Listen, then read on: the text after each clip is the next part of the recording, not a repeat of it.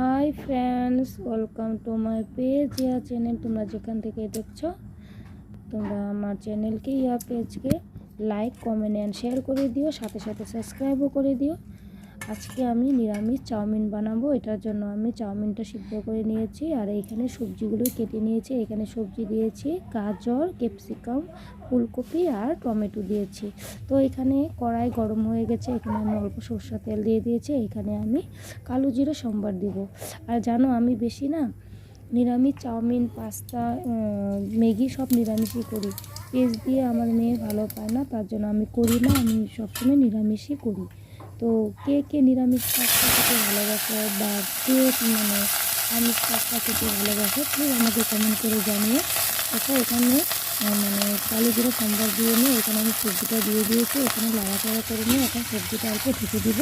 সবজিটা অল্প সিদ্ধ হয়ে গেলে আমি আবার আপনারটা তুলে নিব। দেখো সবজিটা সিদ্ধ হয়ে গেছে, ঢাকা দিয়ে দিয়েছিলাম, সবজিটা সিদ্ধ হয়ে গেছে। এখানে আমি পরিমাণ মতন লবণ, হলুদ গুঁড়া না দিলেও হবে, জরুরি নয় যে হলুদ গুঁড়া দিতেই হবে। এখানে আমি স্বাদ অনুযায়ী আমি লবণ দিয়ে দিব। তারপরে আমি লবণটা দিয়ে নাড়াচাড়া করে নিয়ে আমি এখানে চাউমিনটা দিয়ে দেবো।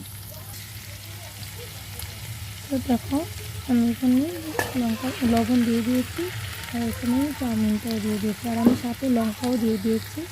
আমি অল্প ঝাল খেতে ভালো পাই, তার জন্য আমি লঙ্কা দিয়ে দিয়েছি। যারা ঝাল খেতে ভালোবাসে তারা দিতে, আর যারা ঝাল খেতে ভালো না বাসে তারা পরে দিলেও হবে।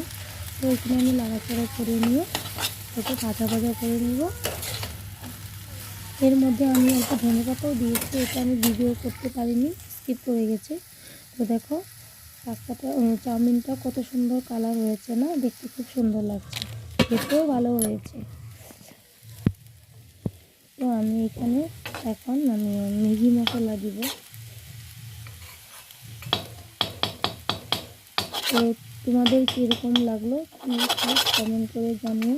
তো আজকের জন্য টাটা, বাই বাই, দেখা হচ্ছে পরে কোনো ভিডিওতে।